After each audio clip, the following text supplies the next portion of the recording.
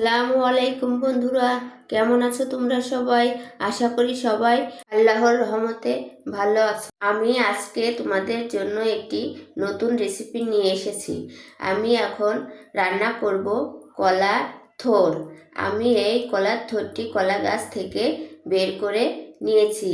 তারপর এটাকে আমি ভাজি করার জন্য কুচি কুচি করে কেটে নিয়েছি। এবার আমি থোড়গুলো ভালোভাবে ধুয়ে নেব পানি দিয়ে। আমি এবার একটি কড়াই নেব। কড়াইয়ের মধ্যে পরিমাণ মতো পানি দিয়ে দেব। তারপর কেটে রাখা থোড়গুলো পানির মধ্যে দিয়ে দেব। একটা ঢাকনাতে ঢেকে তারপর ভাপ দেব। এবার আমার ভাপ দেওয়া হয়ে গেছে। এখন আমি একটি চালনিতে কলার থোড়টি ঢেলে নেব।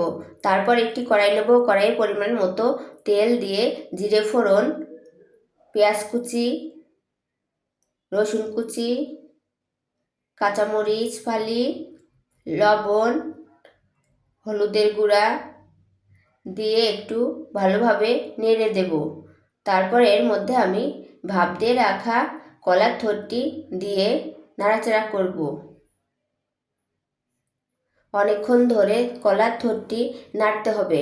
নাড়তে নাড়তে যখন কমে আসবে, এর মধ্য থেকে তেল ছাড়বে, তখন বুঝতে হবে কলার থোড় ভাজি করা হয়ে গেছে। এবার আমি একটি বাটিতে তুলে নিচ্ছি। আমার কলার থোড়টি ভাজি করা শেষ। তোমরা চাইলে একবার ট্রাই করে দেখতে পারো। এটা খুবই সুস্বাদু একটি খাবার।